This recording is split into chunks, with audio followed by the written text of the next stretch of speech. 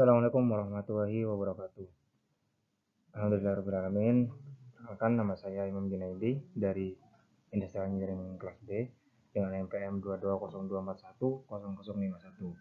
Akan melaksanakan tugas atau mengerjakan tugas dari tugas UAS Matrix and Vector Space dengan dosen pengampu yaitu Ibu Ami. Langsung saja kita ke slide selanjutnya, yaitu ada topik pembahasan soal. Yang pertama ada vektor pada bidang dan ruang, notasi vektor, dan perkalian titik. Yang kedua ada vektor pada bidang dan ruang, perkalian silang. Dan yang ketiga, ruang hasil kali dalam himpunan ortonormal. Dan yang keempat, ruang hasil kali dalam proses Gram-Schmidt. Dan yang terakhir yaitu nilai eigen dan vektor eigen. Yang pertama, kita langsung saja membahas soal yang pertama. Bukan soal sih, ini materi, langsung saja. Yang pertama, vektor pada bidang dan ruang, notasi vektor. Notasi vektor dengan huruf ditebalkan adalah penulisan vektor dalam satu atau dua huruf yang dikira tebal. Dua huruf yang digunakan biasanya merupakan representasi titik awal dan titik akhir B dari suatu vektor. Ya, seperti kalian bisa lihat, ini merupakan suatu vektor AB yang dimana nih A sebagai titik awal dan B sebagai titik akhir. Kita lanjut ke slide selanjutnya. Jenis vektor. Vektor itu ada dua, vektor sejajar dan vektor berlawanan. Vektor sejajar itu memiliki dua buah vektor atau lebih yang memiliki arah yang sama.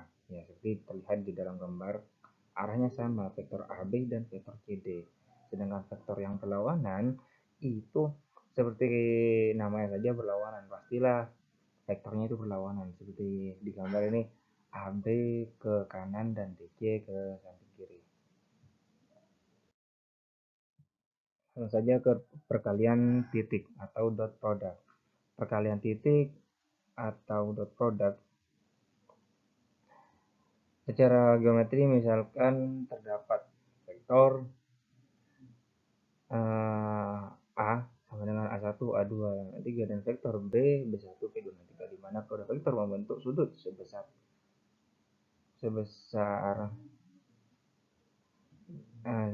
theta, maka berlaku rumus perkalian dot, yaitu A kali B, A B cos theta.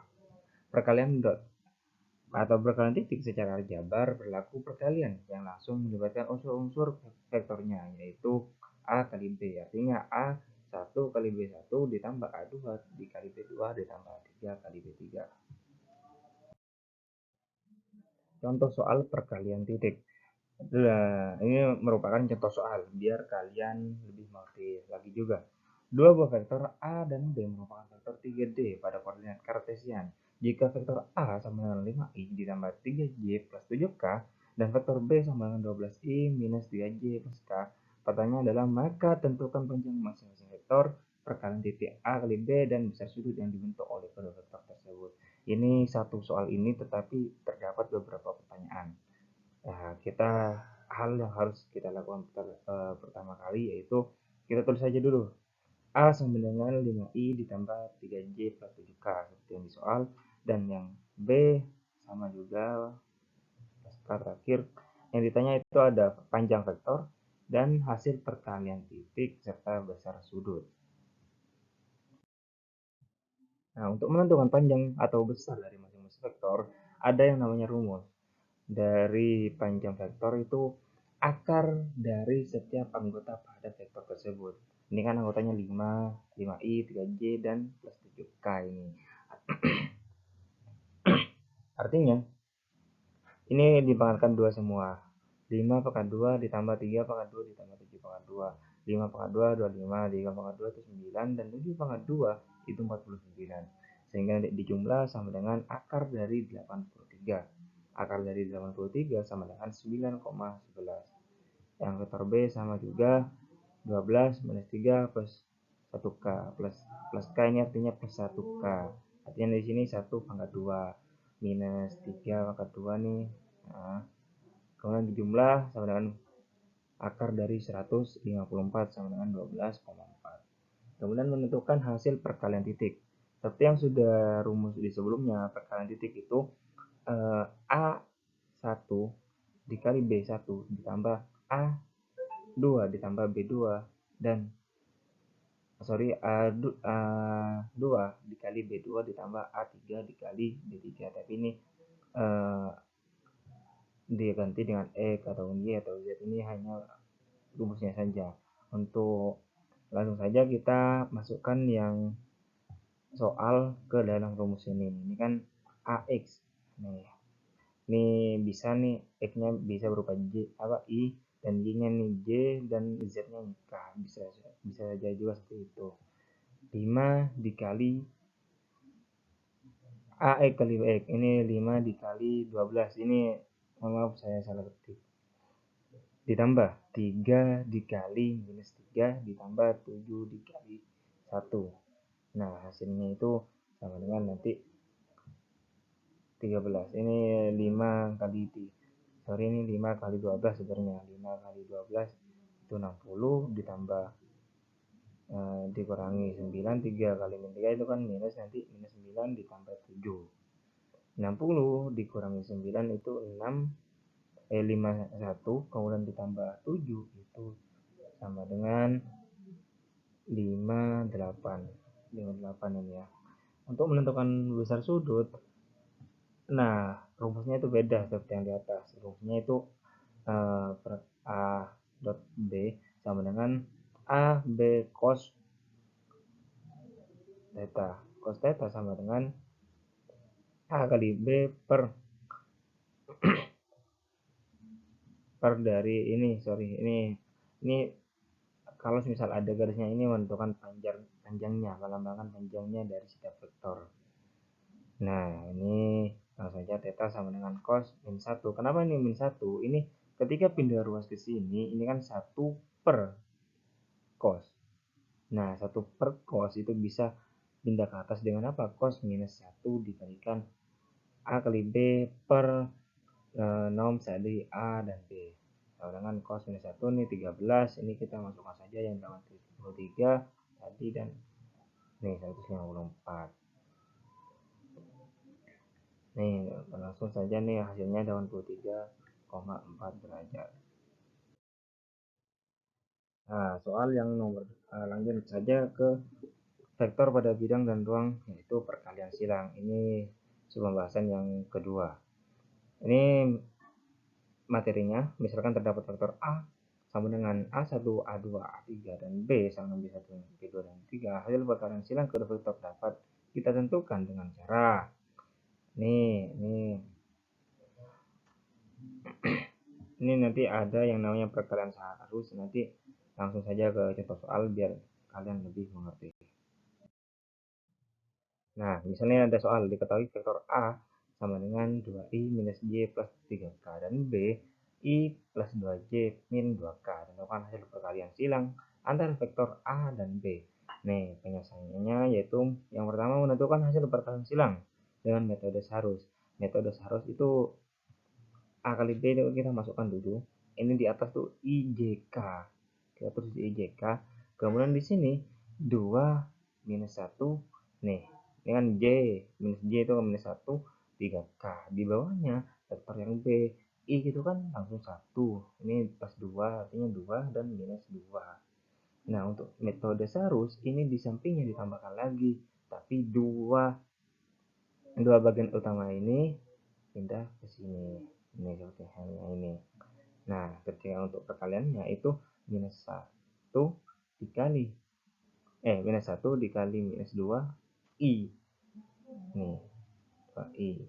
Ditambah 1 nih 1 kali 3 kali J. Ditambah lagi 2 dikali 2 ditambah K. Artinya ini menyilang ke sini.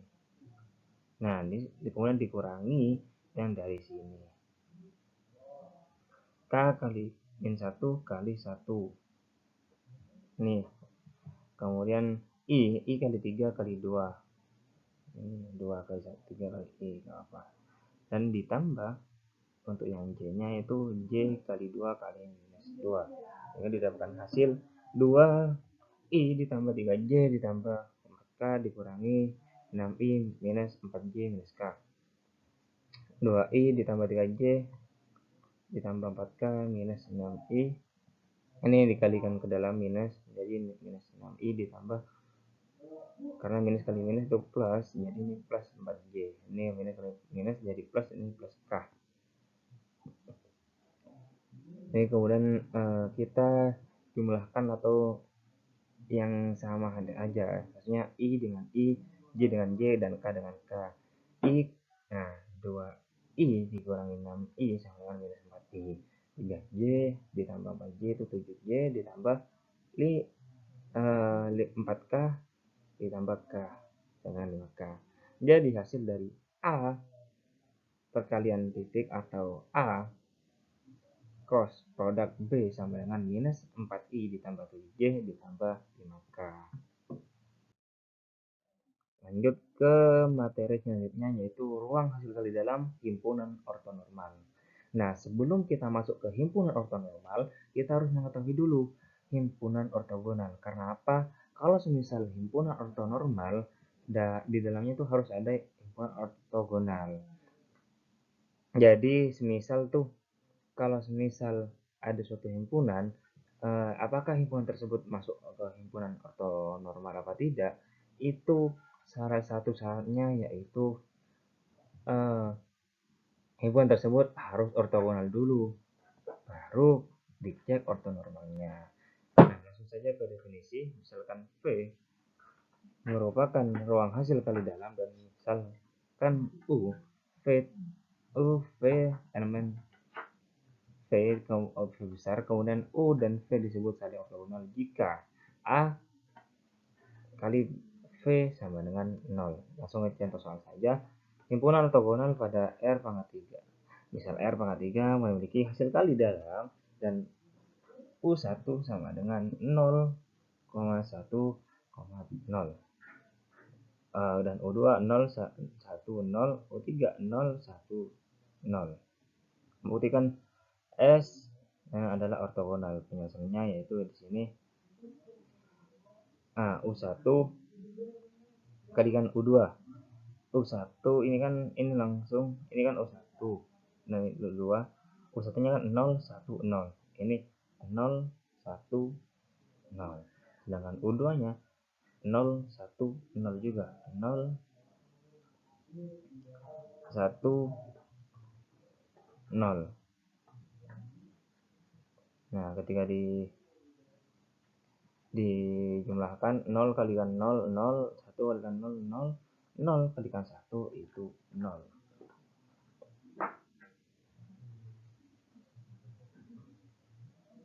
Nah, ini sebenarnya yang U2 ini 001. Mohon maaf, ini salah ini. Ini sebenarnya yang U2 0, 0, 1. Ini salah ini. U1 dikali U3. U1-nya itu berapa? 0, 1, 0. 0, 1, 0 sudah benar. Dan untuk U3-nya itu kan nih 1, 0, dan 1. Ini salah juga soalnya ini. Nah, 0 kalikan 1, 0, 1 kalikan 0, 0, 0, 0 ditambah 0 tambah 0 sebenarnya 0 juga. Dengan U2 dikali U3. U2-nya tadi itu kan 0 sebenarnya nih. Ini 0, 0, 1 benar. Tapi untuk U3-nya itu 0 minus 1 udah benar. Ini kan sebenarnya 0. 0 kalikan 1, 0. 0 kalikan 0 itu 0, kemudian 1. Oh, enggak, ini udah benar nih. 1 kalikan 1 dan 1 ditambah 0 kalikan 0, 0. Kemudian ini kan minus dikali 1 dikalikan 1 sama dengan minus 1. Ini udah tadi 1 dikurangi 1 sama dengan 0. Karena U1 dan U2 sama dengan U1 dikalikan U3 sama dengan U2 dikalikan U3 dan hasilnya sama dengan 0 semua, maka himpunan S ini adalah ortogonal. Lanjut ke materi selanjutnya. Himpunan ortonormal. Definisinya suatu himpunan ortogonal di mana masing-masing anggotanya mempunyai ini bukan norma, ini norm sama dengan 1, sehingga disebut ortonormal. Ini contoh diketahui vektor U sama dengan 0, 1, 0, vektor F, vektor V sama dengan 1, 0, 1, dan W sama dengan 1, 0, minus 1. Tentukan apakah himpunan S, U, V, W merupakan himpunan ortonormal. Nah, langkahnya yang pertama yaitu selidiki dulu apakah himpunan S ini merupakan himpunan ortogonal. Kemudian langkah selanjutnya yaitu selidiki norma norm tiap vektor yang ada apakah sama dengan 1. Nah, langkah 1, selidiki apakah termasuk himpunan ortogonal. Nah, seperti yang ortogonal sebelumnya itu kan dikalikan U kalikan V, U kalikan W, dan V kalikan W. Ini 0 kalikan 1 kalikan 0, 0, 1, 0 dikalikan 1, 0, 1. 0 kalikan 1, 0. 1 kali 0, 0. Kemudian 0 kali 1, 0. Dengan dijumlah 0 juga.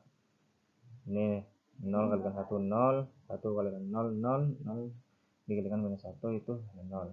0 juga. Ini hasilnya 0 juga, sehingga himpunan S termasuk dalam himpunan ortogonal. Nah, langkah 2, selidiki norm tiap vektor yang ada apakah sama dengan 1. Nah, vektor U itu kan 0, 1, 0. Nah, untuk mencari norm itu kan akar dari setiap anggotanya, kemudian tiap anggotanya itu dipangkat 2 dan dijumlahkan semua. Artinya 0, 1, 0. Berarti 0 pangkat 2, 1 pangkat 2, 0 pangkat 2. Kemudian pangkat 2, 0, 1, ini kan setengah 1. Ini yang U, vektor ini termasuk ke ortonormal juga. Untuk yang V sama dengan vektor V 101 itu kan 1,2 ditambah 0,2 ditambah 1,2. Ini sama dengan vektor sama dengan akar 2. Jadi ini kan tidak sama dengan 1, maka ini artinya tidak termasuk ke dalam himpunan ortonormal. Ini ketika V sudah tidak sama dengan 1, untuk W apakah itu menghasilkan 1 ataupun tidak, itu himpunan ini yang himpunan S itu sudah tidak termasuk himpunan ortonormal. Jadi untuk mengetahui himpunan ortonormal atau tidaknya, kalian harus mencari dulu norm tiap vektor yang ada apakah sama dengan 1. Apabila salah satu dari 3 yang ada dalam himpunan itu tidak sama dengan 1, maka himpunan itu tidak termasuk ke dalam himpunan ortonormal. Nah, lanjut ke proses Gram-Schmidt. Nah, proses Gram-Schmidt ini lanjutan dari himpunan ortonormal. Apabila suatu himpunan yang bukan ortonormal dapat nih diubah menjadi himpunan ortonormal dengan menggunakan proses Gram-Schmidt. Ini kita singkat aja PGS. Langkah PGS.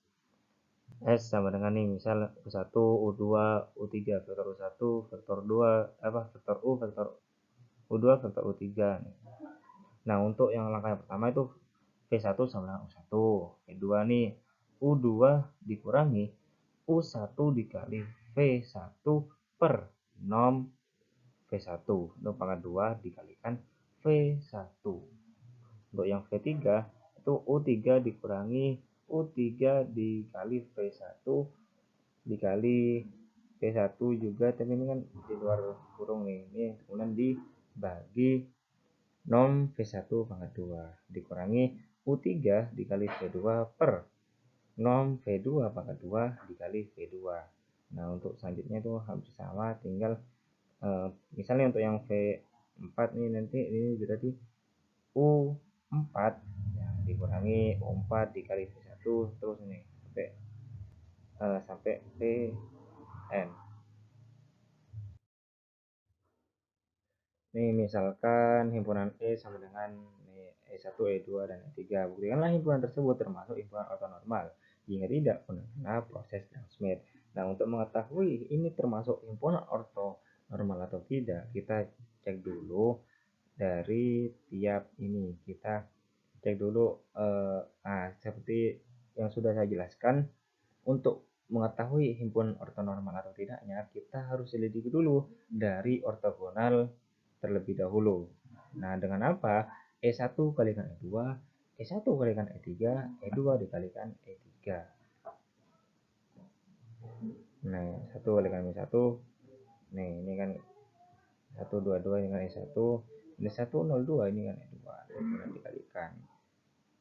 Nah, hasilnya 1 kalikan minus 1 itu minus 1 ditambah 2 kali 0 itu 0 plus 4. 2 kali depan itu kan 4. Ini minus 1 ditambah 4 sama dengan 3. Jadi tidak ortogonal.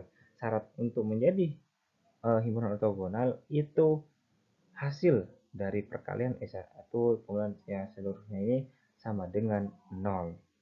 Nah, ini tidak ortogonal. Ini juga nih hasilnya tidak ortogonal. Nah, ini tidak ortogonal juga. Nah, dikarenakan 3 ini tidak termasuk tidak sama dengan 0, maka tidak ortogonal. Kalau misal sudah tidak ortogonal, jadi himpunan dari E ini sudah tidak termasuk ke dalam himpunan ortonormal.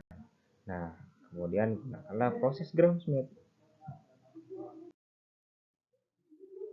Nah, setelah diperoleh, kita sudah penjelasannya nih. Setelah diperoleh bahwa ketiga vektor tersebut tidak saling ortogonal, kita gunakan Gram-Schmidt untuk mencari basis ortogonalnya. Ketiga vektor di atas kita namai E1, E2, dan E3. Sedangkan vektor basis ortogonal yang kita cari, kita gunakan variabel V1, V2, dan V3. Ini seperti rumus yang sudah kita jelaskan tadi di awal. Acuan awal yang umumnya digunakan adalah E1 sama dengan V1. Ini soalnya. Nih, V1 sama dengan E1 artinya V1 itu 122. Dan persamaannya untuk menjadi basis ortogonal adalah sebagai berikut. Nah, untuk V2 itu kan seperti yang soal yang sebelumnya itu, tapi bedanya itu kan menggunakan U. Nah, di sini tapi kita menggunakan E. Nah, itu tidak masalah. Nah, ini itu rumusnya. Lanjut ke V2. V2 kan E2 dikurangi E2 dikalikan V1 per V1 dikalikan V1 dikalikan V1 di atas ini. Kita masukkan minus 1, 02. Kemudian ini E2 minus 1, 02 dikalikan 122 per ini sebenarnya V1 kalikan V1 itu bisa langsung saja nom. Ini untuk mencari nom dari vektor ini, dari vektor 1 yang sebelumnya tuh. Sama saja, kalikan 2 nanti. Nih, ini kan minus 1 kalikan 1, 0 kali 2, 2 kali 2. 1 kali 1, nih. 2 kali 2, 2 kali 2. Ini 1, 2, 2. Kemudian tetap ini turunkan. Hasilnya ini langsung minus 1 kalikan 1 minus 1. 0 kalikan 2, 0, 4 kali. Ya, 2 kali 2, 4. 1 kali 1, 1. 2 kali 2, 4. 2 kali 2, 4 lagi. Masukkan. Ini minus 1 ditambah 4. 3 kan? 3 per 1 tambah 4 tambah 4 per 9. Ini masukkan 1, 2, 2. Kemudian ini dikalikan ke dalamnya. 3 kali per 9 dikalikan 1, 2, 2. 3 per 9 kali 1 sama dengan 3 per 9. Tapi kita sederhanakan langsung saja 1 per 3. Kemudian 3 per 9 kalikan 2 sama dengan 6 per 9. 6 per 9 itu sama dengan kita sederhanakan 2 per 3. Ini sama juga 3 per 2 kalikan 2. Kemudian ini dikurangi. Minus 1 dikurangi 1 per 3. Artinya ini minus 1 itu kan 3 per 3 dikurangi 1 per 3. Artinya 3 minus ketemu minus itu bertambah minusnya. Artinya minus 4 per 3. 0 itu dikurangi jadi minus ini 2 dikurangi 2 per 3. Ini kan 2 per 1. Ini untuk dikurangi artinya 2 per 1 itu 1 itu harus berubah menjadi 3 membilangnya. Artinya 1 kalikan 3 berarti ini 2 kalikan 3 itu 6. 6 dikurangi 2 itu kan 4 per 3.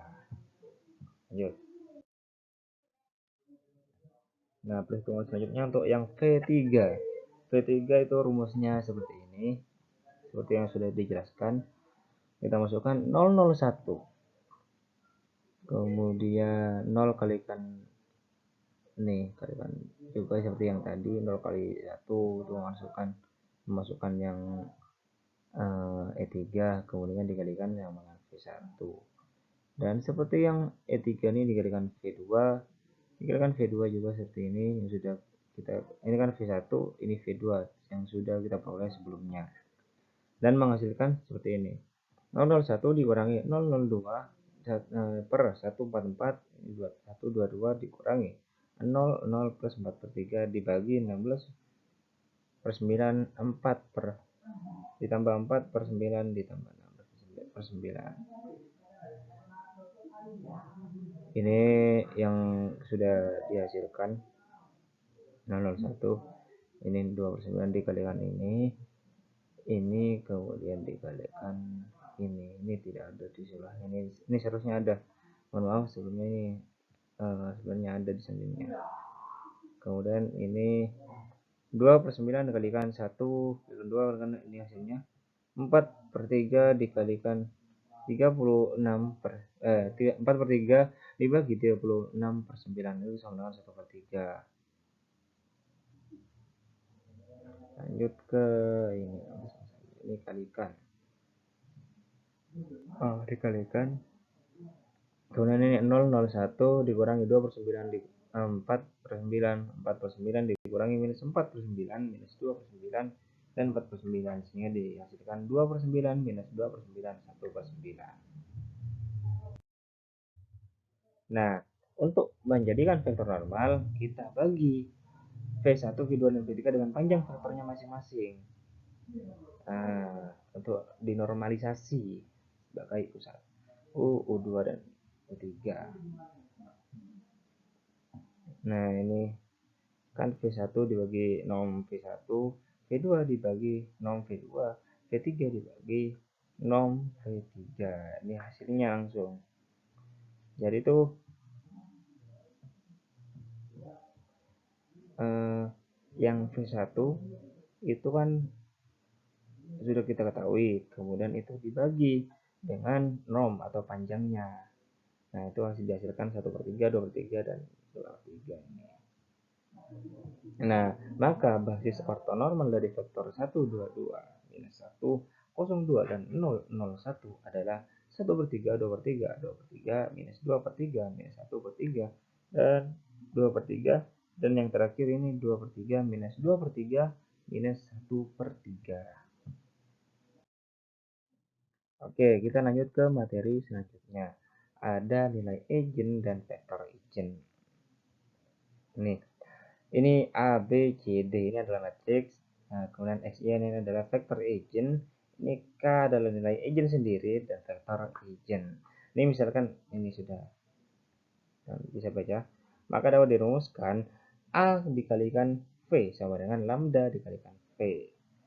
Nilai eigen dikali dengan metrik identitas, maka A V sama dengan lambda I dikalikan V, lambda I dan V. Jadi ini sama dengan lambda I dikurangi A dikali V ini di luar kurung sama dengan 0. Jadi dapat disimpulkan bahwa jika suatu metrik bujur sangkap dikali dengan sebuah vektor bukan 0 diatur sedemikian rupa sehingga hasilnya sama dengan perkalian sebuah bilangan skalar dengan vektor tak 0 itu sendiri. Inilah yang dinamakan dengan nilai eigen dan vektor eigen. Lanjut ke contoh soal, kita biar cepat paham. Tentukan nilai vektor nilai dan vektor eigen dari metrik A sama dengan 1, minus 2, 1, dan 4. Penyelesaiannya nilai eigen atau lambda. Ini seperti rumus lambda I dikurangi A dikali V sama dengan 0. Kita masukkan. I itu identitasnya, identitas itu kan harus 1, 0, kemudian 0, 1. Nih, 1, 0, 0, 1. Ini untuk 2 baris 2 kolom, sedangkan untuk 3 baris 3 kolom itu berarti 1, 1, 0, 0, 0, 1. 0 kemudian 001 untuk tiap kolom. Ini dikurangi A nya apa ini, kan ini kalikan lambda dimasukkan ke dalam dikalikan lambda 0 lambda dikurangi sama ini kalikan V. Nah diketahui lambda dikurangi 1 2 kemudian ya kan 0 dikurangi minus 2 artinya plus. Ini hasilnya. Untuk menentukan nilai lambda yang skalar berlaku determinan dari lambda i dikurangi a sama 0. Determinan ini kan sudah diketahui tadi di atas nih. Langsung nih masukkan saja yang di atas ini ke bawah ini. Nah, kemudian ini dikalikan lambda minus 1 itu dikalikan lambda minus 4 dikurangi 2 dikalikan minus 1. Ini perkalian seperti ini memang sama 0. Kemudian ini bukan langsung dikurangi, tapi ini kan lambda dengan lambda dikali minus 4, kemudian minus 1 dikalikan lambda akan minus 4. Akhirnya didapatlah hasil seperti ini minus 2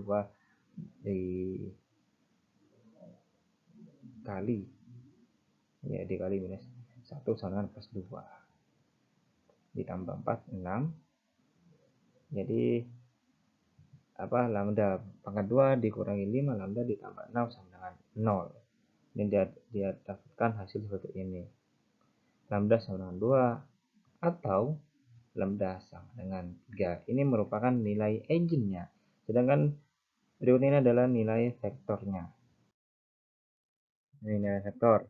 Nilai vektor itu lambda y dikurangi a v sama dengan 0. Kita masukkan yang tadi yang di awal. Kemudian v-nya itu kan v1 dan v2 sama dengan 0. Ini ditambahkan ini. Untuk nilai misal untuk nilai lambda yang sama dengan 2, maka didapatkan hasil nih 2. Lambda sama dengan 2 ya kan. 2 dikurangi 1, 1. Nah, untuk yang ini 2 dikurangi 4 minus 2. Nih. Sehingga terbentuk sistem persamaan linear V1 plus 2 V2 sama 0 dan minus V1 dikurangi 2 V2 sama dengan 0 sehingga diperoleh V1 sama dengan minus 2 dan V2 sama dengan 1.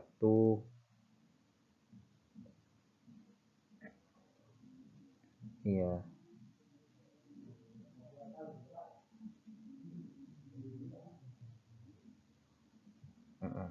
Ya, ini seperti itu. Pembuktian AV sama dengan lambda V. Nah, kita masukkan ini 1 minus 2 1 4. Dikalikan V. V-nya itu kan ada V1 dan V2. V1-nya itu minus 2 dan V2-nya itu 1. Seperti ini sama dengan 2 dikalikan minus 2 dan 1 ini kan 2 dapat dari mana? Dari lambda sama dengan 2 nih. Didapat 1 ini minus 4 dan 2 ini kan sama 2 dikalikan minus 2 itu kan minus 4 juga 2 kalikan 1 itu 2 ini jadi terbukti ini sama. Untuk nilai lambda sama dengan 3 maka seperti di awal kita masukkan dulu seperti yang di sini nih, tetapi perbedaannya seperti ini masukkan seperti di awal tapi beda. Ini kan lambda sama dengan 3 artinya 3 dikurangi 1 itu 2 dan 3 dikurangi 4 itu minus 1. Nah, terbentuk sistem persamaan linear 2 V2 ditambah 2 V1 ditambah 2 V2 sama 0 kemudian minus V1 dikurangi V2 sama 0 diperoleh V1 sama dengan 1 dan V2 sama dengan minus 1. Pembuktiannya seperti yang di awal hanya itu 1 minus 2 dan 1 4 dikalikan 1 minus 1 sama dengan 3 dikalikan 1 minus 1. Nah ini 3 hasilnya 3 minus 3 sama dengan 3 dikalikan 3 itu kan 3 kali minus 1 itu sama dengan minus 3. Jadi terbukti dan itu merupakan benar. Nah mungkin lanjut. Nah mungkin seperti itu saja yang dapat saya jelaskan. Kurang lebihnya mohon maaf apabila terdapat salah kata ataupun salah dari sedikit penjelasan dari saya, itu murni dari kesalahan saya dan kesempurnaan itu hanya milik Allah Subhanahu wa taala. Mungkin hanya itu saja yang dapat saya sampaikan. Wassalamualaikum warahmatullahi wabarakatuh. Terima kasih.